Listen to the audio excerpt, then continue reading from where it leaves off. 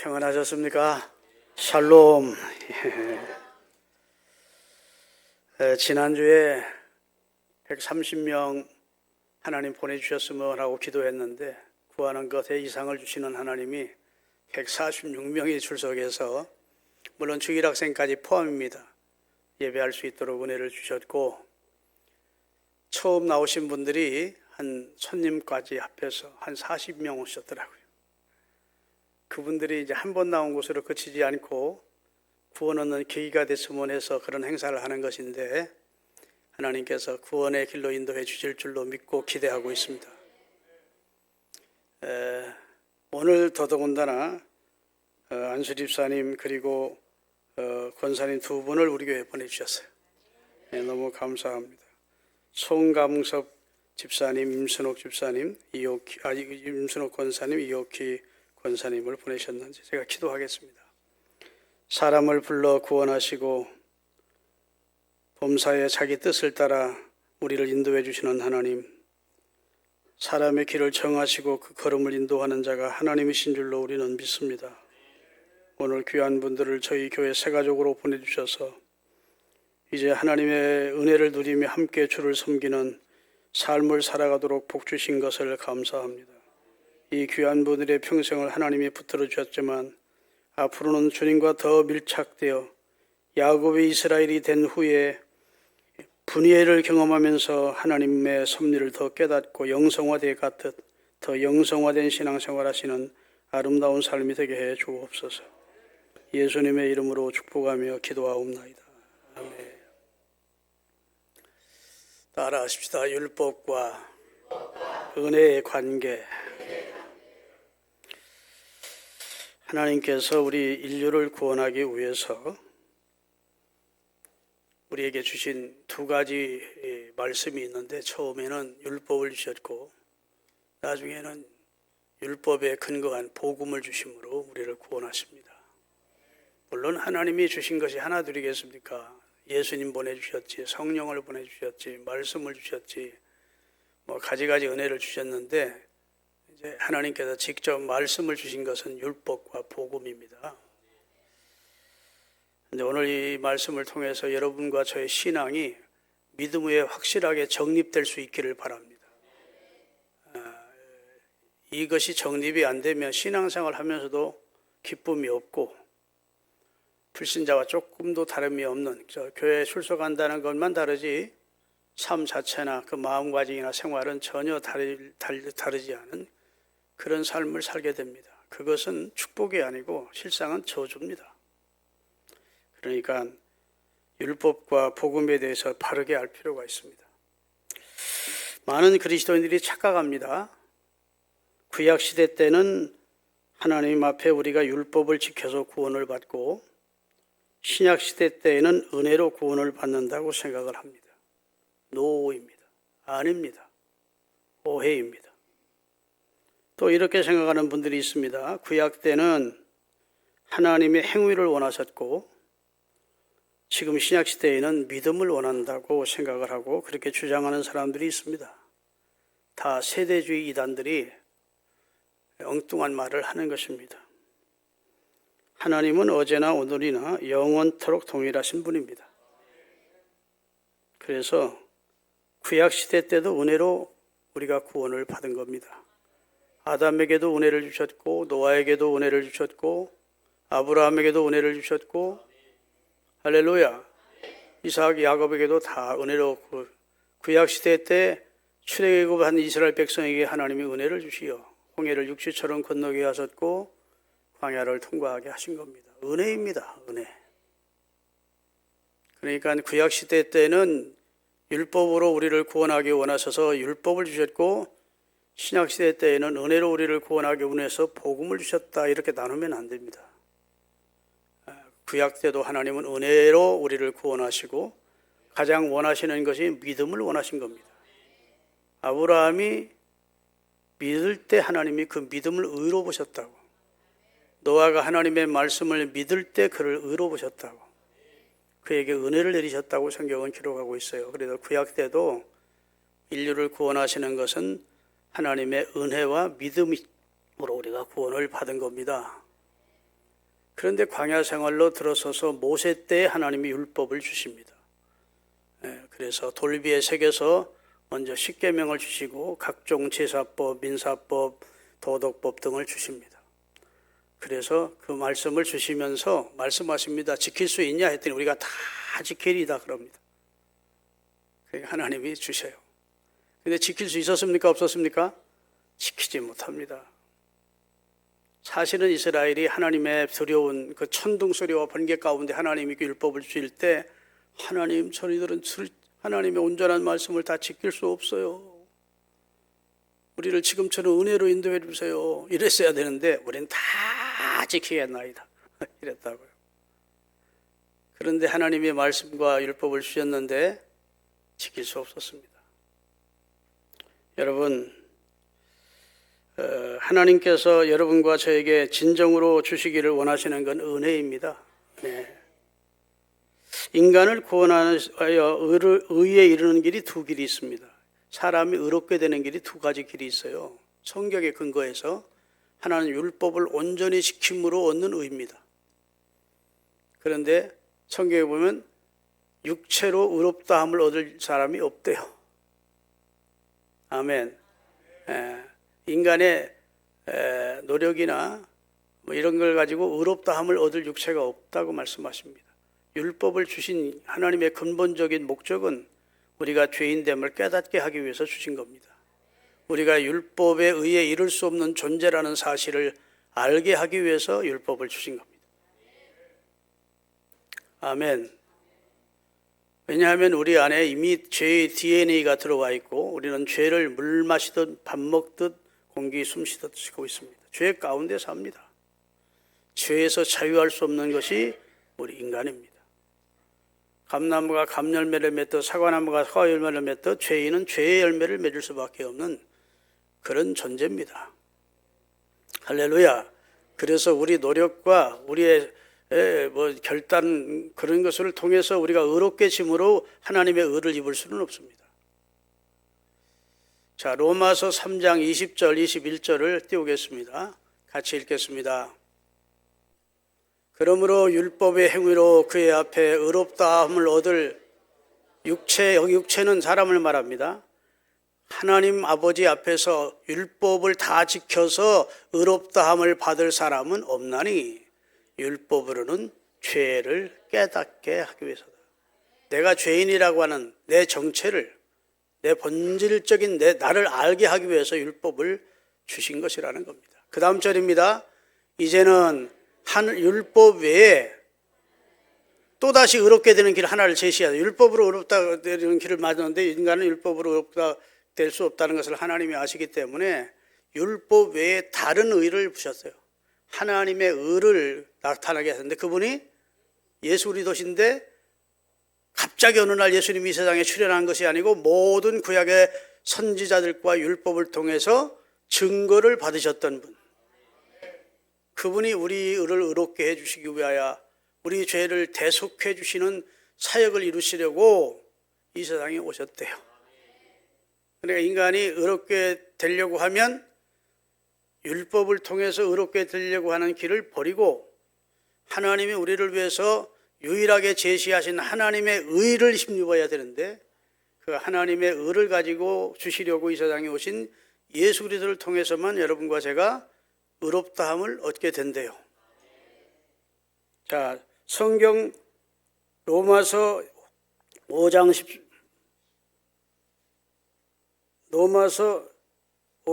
22 고린도후서 5장 21절 띄우겠습니다.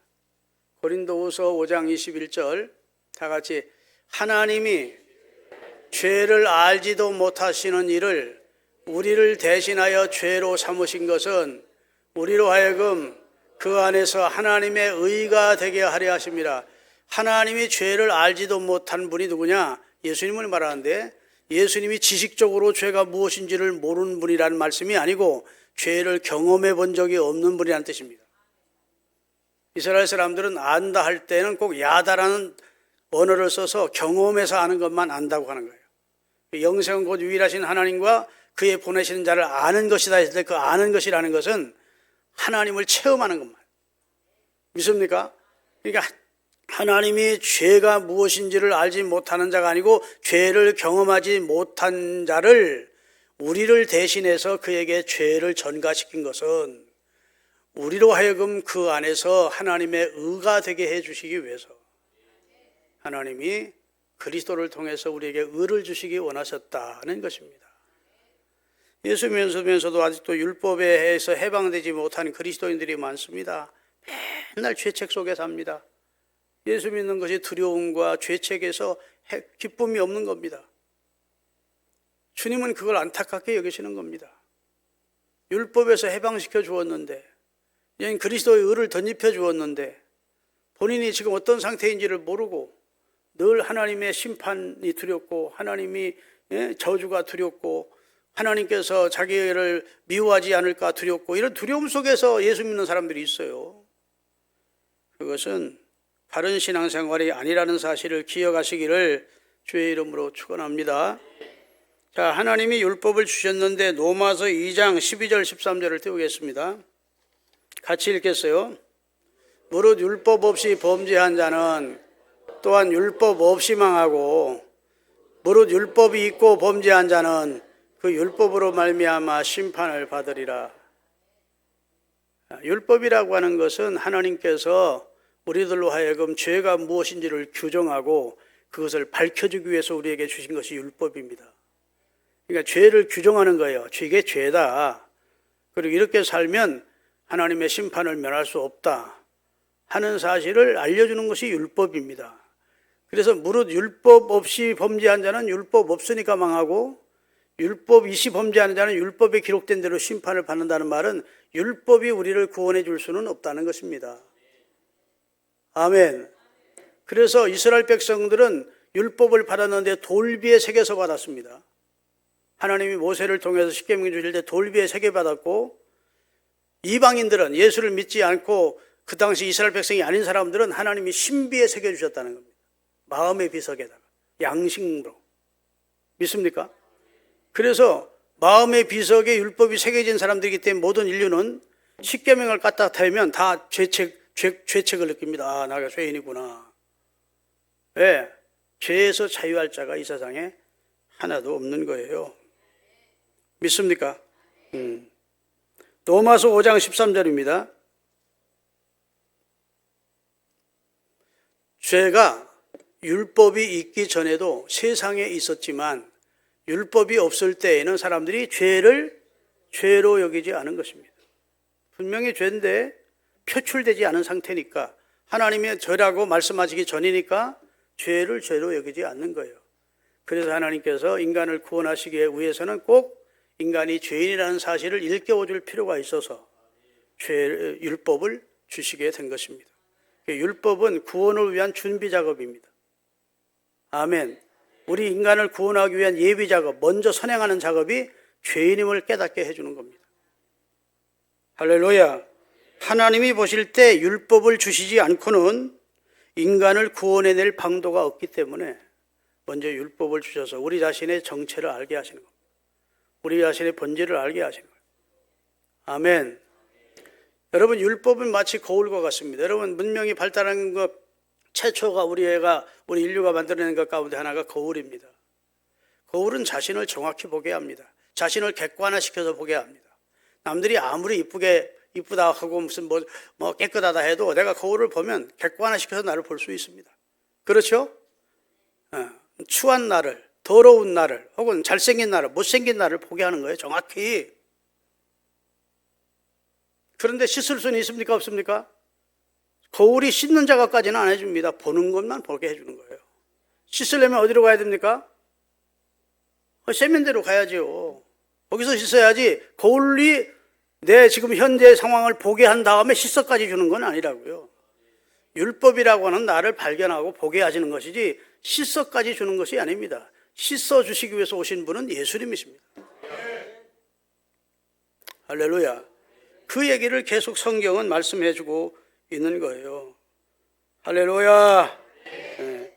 율법이 성경에 보니까 얼마나 많으냐. 십계명, 모세오경, 구약성경, 그다음 인간 신비에 새긴 양심 신비의 법까지 합하면 그 수를 헤아릴 수 없어요. 성경에 보면 제사법, 그 다음에 의식법, 그 다음에 민법, 그 다음에 판결법, 그 다음에 도덕법 이런 것들이 많이 있습니다. 그게 몇 가지냐? 613가지입니다. 613가지 계명을 인간이 지킬 수 있습니까? 한 가지 계명도 못 지켰는데 에덴 동산에서 선악과 먹지 마라. 요 한 가지 계명도 인간은 못 지켰어요. 그런데 613가지의 계명과 장로의 유전까지 합하면 그 수를 헤아릴 수 없이 많습니다. 그걸 우리가 어떻게 지킵니까? 그걸 지키라고 하면 저주지. 우리 지킬 수 없어요. 그래서 하나님은 율법 앞에서 우리가 손들기를 원하는 겁니다. 하나님, 나는 율법으로 구원 얻는 길은 포기합니다. 나는 하나님 죄인입니다. 저를 불쌍히 여겨주세요. 여기까지 인도하기 위해서 하나님이 우리에게 율법을 주신 겁니다. 너 자신을 정확히 보고 네가 구원을 요청해야 될 그런, 지금 구원을 간청해야 될 입장이라는 사실을 주님이 일깨워 주시기 위해서 우리에게 율법을 주신 거예요. 할렐루야. 근데 성경의 율법이라고 말할 때에는 긍정적인 면과 부정적인 면, 양면성이 다 있습니다. 그래서 구약 성경의 율법이라고 할 때에는 하나님이 하나님의 백성들에게 주신 축복된 내용들입니다.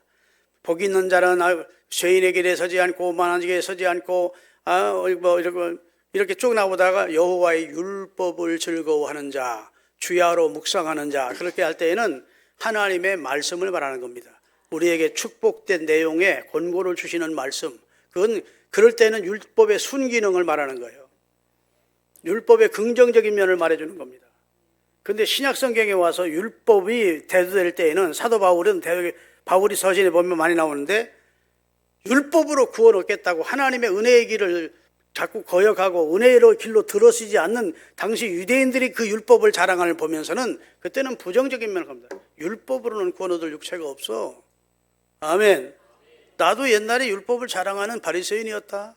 그러나 율법으로는 하나님 앞에 한 발자국도 못 가. 그건 우리가 죄인임을 알게 해주기 위한 하나님의 구원을 위한 전초 작업이지 그것이 구원을 주는 것이 아니야. 할 때에는 사도 바울이 율법에 대해서 부정적인 면을 강조하는 겁니다. 다시 말해 율법으로 구원을 얻으려고 하는 자에게는 단호하게 율법으로는 구원 얻지 못한다. 복음과 대치되는 하나님의 은혜와 반대가 되는 율법을 갖고 주장할 때에는 부정적인 면을 강조한 거예요. 믿습니까? 구약 성경 말 가운데 여호와의 율법을 즐거워하며 하라든지 주의 법이 어찌 그리 사랑스러운지 한 그런 율법은 우리 신앙에 도움이 되고 축복이 되는 내용의 말씀드립니다. 죄를 지적하는 내용을 지금 말씀하기보다는. 믿습니까? 오늘 굉장히 중요한 말씀을 드렸는데 잘 알아들을 수 있도록 하나님이 역사해 주시기를 바랍니다. 디미트리 본회퍼라고 하는 신학자이며 목사님이 있었습니다. 그 목사님이 지금 현재 그리스도인들은 너무 값싼 은혜에 도취되어 있다. 이렇게 말했어요. 값싼 은혜. 그 말은 자기가 정말 율법 앞에 절망하지 않고 자기가 얼마나 하나님의 율법 앞에서 자기가 추한 죄인인지를 깨닫지 못하고 그냥 담 넘어서 교회에 들어온 사람들, 그게 값싼 은혜를 누리는 사람들이라는 겁니다. 예수 믿으면 좋아. 예수 믿으면 마음도 편해져. 그래 전도받고 교회 나와가지고 예수를 주로 믿으면 구원받는다네. 아유 구원받으면 좋지. 이런 정도에 머무는 사람들이 값싼 은혜에 젖어서 진짜 하나님의 율법 앞에 서지를 못한, 율법 앞에 서야만 오라 나는 곤고한 사람이다. 이 사망의 그늘에서 누가 나를 건져내랴. 하고 막 절망할 때 그리스도가 우리에게 당신을 구원하기 위해서 하나님의 아들이 오신 겁니다. 하나님의 아들을 믿어야 구원받습니다 할 때 목이 가란 사람이 물을 벌컥벌컥 들이마시듯 하나님의 은혜의 복음을 받아들이는 겁니다. 그래야 내가 구원받았다는 사실이 하나님의 아들의 희생을 통해서 이 놀라우신 하나님의 사랑을 통해서 내가 구원받았다는 걸 깨달으면 그때부터 구원의 기쁨이 있고, 아멘 좀 하세요. 구원의 기쁨을 누리고 그 다음에 확신 가운데 사는 거예요. 확신. 하나님께서 합력해서 되게 유익을 주시고 그 다음에 나의 모든 앞날까지 위해서 천국을 예비했다는 확신 가운데 살기 때문에 어려움 속에서도 그는 흔들리지 않습니다. 그리스도 안으로 들어온 사람들은 첫째는 기쁨과 확신과 그 다음에 감사의 삶을 사는 거예요. 그런데 아직도 예수 믿으면서도 이 죄체교에서 벗어나지 못하고 나 날마다 죄인인데 큰일 났네. 이렇게 살다가는 어떻게 천국 가겠어? 지옥까지? 이러면서 늘 구원의 확신이 없이 죄에 대한 두려움 속에 살면 예수 믿는 게 행복하지 않은 거예요. 기쁘지 않은 거예요. 나는 우리 양주신흥교회가 양쪽으로도 부흥하기를 원하지만 우리 교회 지금 나오고 있는 분들이 복음을 제대로 이해하고 율법과 은혜의 관계를 바르게 알아서 구원의 감격을 다 누리는 알곡신자가 되기를 소원합니다. 저 설교학을 내용이 너무 많아요. 여러분, 저 앞으로 목회 몇 년이나 더 하겠습니까?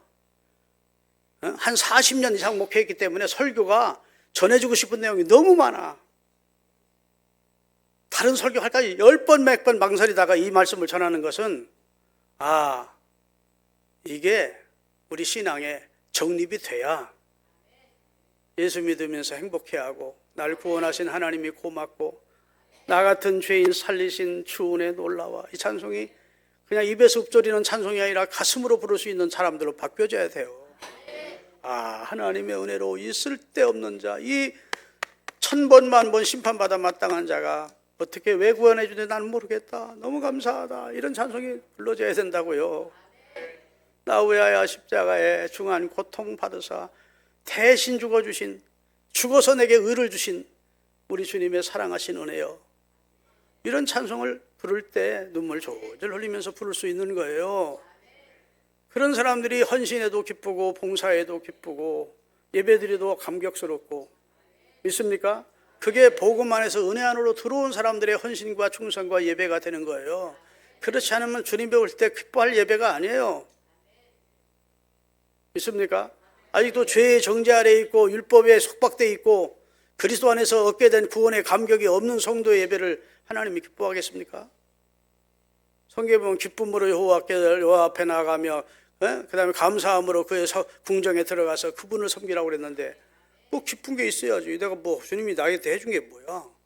그럼 전도해서 교회는 나오지만 내가 뭐 구체적으로 받은 게 뭐야? 이런 성도면 예배가 예배답지 않죠. 아멘. 여러분, 영죽을 나를 율법은 검사처럼 우리를 언도하는 겁니다. 구형하는 거죠. 나는 죽어 마땅해. 그런데 하나님이 율법에 다른 한 의를 준비하셨다가, 그리스도를 준비하다가 여러분과 저를 율법에서 해방시켜 의롭게 해주시고 하나님의 의의 옷을 입혀주신 겁니다. 의의 옷을 입혀주셨어. 스가랴서에 보면 여호수아라는 제사장이 더러운 옷을 입고 하나님 곁에 섰으니까 마귀가 막 참소해야 됩니다. 그러니까 하나님께서 여호수아를 그 더러운 옷을 벗기고 새 옷을 입혀주셔서 하나님 곁에 서도록 만들어주시는 이야기가 성경에 나와요. 여러분과 저는 더러운 옷을 입었는데 주님께서 이 옷을 벗기고 예수님의 의의 옷을, 세마포 옷을 입혀주시는 겁니다. 그렇게 의의 옷을 입은 사람들이 요한계시록 7장에 보니까 막 바다처럼 넓은 수정광장에 사람이 헤아릴 수 없는 많은 구원받은 성도가 손에 종려가지를 입고 옷은 흰 옷을 입고 구원하심이 보좌에 앉으신 우리 하나님과 어린 양께 있다고 감격의 찬양을 부르고 천사들은 화답송을 부르는 참된 예배가 천국에서 진행되고 있는 것을 사도 요한에게 하나님이 보여주신 겁니다. 그 구원의 감격이 없으면 예배다운 예배를 드리질 못하죠. 뭐 신흥교회 갔더니 개척교회인데도 예배당도 지어져 있고 점심도 맛있게 주대? 이런 정도 되면 안 된다고. 아멘. 그런 것은 저쪽 저 밑에고 예배가 은혜롭더라. 말씀이 복음을 터치해 주더라. 은혜의 내용이더라. 뭐 이러면서 그 진수를 알아가야 돼요. 할렐루야. 여러분, 표준이 있으므로 정과 오가 구분이 됩니다.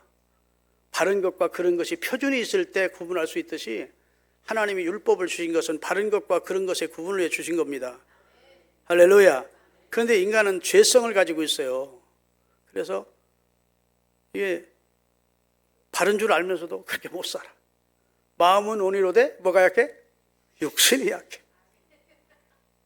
여기 원하는 대로 사는 사람 없습니다. 다 원하는 선은 행치 못하고 원치 않는 악이 우리를 이끌어가는 걸 우리가 경험합니다. 그래서 바울과 같은 위대한 신앙이 나는 곤고한 사람이로다.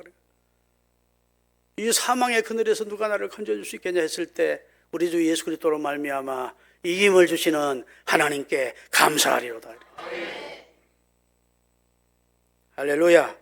그래서 율법을 주신 첫 번째 율법의 기능 가운데 첫 번째 기능이 내가 죄인임을, 우리 인간이 죄인임을 깨닫게 하기 위해서 율법을 주신 거예요. 여러분, 선교사님들이 아프리카 미개인들에게 가서 선교를 할 때 그 사람들은 도덕적인 관념이나 그 다음에 법에 대한 관념이 없이 죄가 무엇인지도 모를 정도로 미개한 사람, 종족들이 있다 하십시다. 그 사람들에게 가서는 복음을 전하면 안 돼요. 그 사람들은 복음의 감격이 없어집니다. 왜냐하면 죄인이라는 사실을 모르기 때문에. 먼저 가서 무엇부터 전해야 됩니까? 율법부터 전해줘야 됩니다. 인간이 이렇게 사는 건 죄입니다. 인간이 간음하며 사는 건 죄입니다. 인간이 인간을 식인종으로 삼아서 잡아먹는 건 죄입니다. 이게 율법부터 가르쳐줘요. 그리고 우리가 죄를 범했네요 하고 그 율법이라는 거울을 통해서 자기 자신들을 보는 겁니다. 그리고 베드로의 설교를 들은 사람들처럼 우리가 그럼 어떡할꼬 할 때 주 예수를 믿으세요. 당신들의 죄를 대신해서 하나님의 아들이 십자가를 지시고 하나님의 의를 우리에게 주셨습니다. 회개하고 예수 믿고 성령 받아 여러분을 위해서 주님이 준비한 유쾌한 행복한 삶을 누리세요 라고 그 다음에 복음을 전해야 그 복음이 효력이 있는 겁니다. 율법도 모르는 사람에게, 죄인이라고 하는 것이 전혀 죄책이 없는 사람들에게 복음 전해봤더니 내가 믿어서 뭐하노? 천국이 어디 있어? 나는 의인인데 이런 쪽으로 나오면 아무 효과가 없는 거예요. 하나님이 우리 인간을 구원하기 위해서 첫 번째 주셔야 될 것이 율법이었기 때문에 율법을 주셔서 우리로 죄인됨을 알게 하시고 그리고 해법을 주신 겁니다. 내 아들이 내 죄를 대신해서 죽었다. 그리고 십자가에서 다 이루었다는 것은 율법이 원하는 요구를 하나님의 아들이 다 이루었다는 겁니다. 죄인들에게 율법의 요구를 하시는 것은 죄인들이 지킬 수 없으니까 하나님의 아들이 십자가에서 대속적 죽음을 통해서 율법의 요구를 다 이루었다는 선언을 하시는 겁니다. 이제 그를 마음으로 주로 영접하고 입으로 시인하면 하나님의 의에 동참하는 자가 되는 겁니다. 의롭다함을 얻는 자가 되는 거예요. 그래서 오늘 본문에 보면 그러므로 그리스도 예수 안으로 들어온 자는 결코 정죄함이 없나니, 결코라는 말은 결단코 죄인이라 하지 않는다는 겁니다. 예수 안에 있다는 것 때문에 의롭다함을 얻는. 왜냐? 그 이유를 설명하면 죄와 사망의 법인 율법에서 생명의 성령의 법인 하나님의 복음으로 의롭다함을 얻었다는 거예요. 그래서 정죄가 없다는 거예요. 여러분, 율법이 왜 필요하냐? 한 가지 더 예를 들겠습니다. 여러분, 고속도로 올라서기 전에는 어디가 있습니까? 아무 데나 고속도로 올라설 수 있습니까? 없습니까? 아무나 고속도로 올라갈 수 없어요. 진입로가 있습니다. 진입로. 그 진입로를 통해서 고속도로에 올라서면 운전하기 좋죠. 걷고 도로 잘 돼 있고 막 산길 그냥 골목길 비포장도로 가다가도 하여튼 어떤 경로를 통해서든지 고속도로가 있다는 걸 알고 진입로로 들어섰다 하면 그때부터는 운전이 행복하죠. 아멘.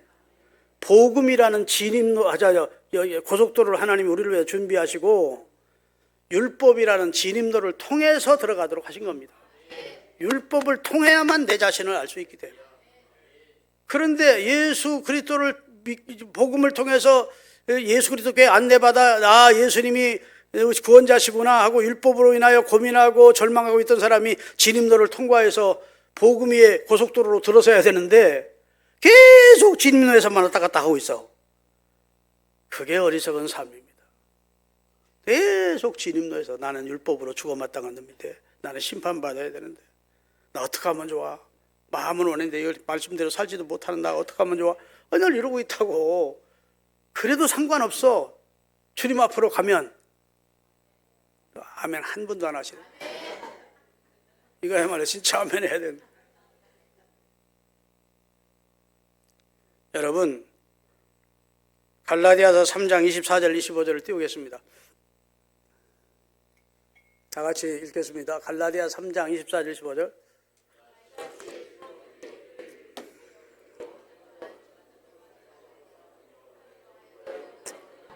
자, 율법이 무슨 기능을 하느냐? 율법이 아까 얘기한 대로 진입로 기능도 하지만 율법이 초등교사가 된대요. 유치원 교사. 유치원 교사가 돼서 내 손을 잡고 어머니 아버지에게 데려다 주는 일이다. 이와 같이 율법이 우리를 예수님께로 인도하는 초등교사가 되어 우리로 하여금 믿음으로 말미암은 의롭다함을 얻게 하리다. 우리가 내가 죄인임을 깨달았을 때 어떻게 하면 좋지 하면 이 율법이 내 손 잡아라 하고 율법이 내 죄를 대속해서 죽은 너를 구원하는 예수가 있다 하고 구원받도록 예수님에게로 안내하는 인도하는 역할을 뭐가 하느냐? 율법이 한대요. 그러려고 하나님이 율법을 주셨대.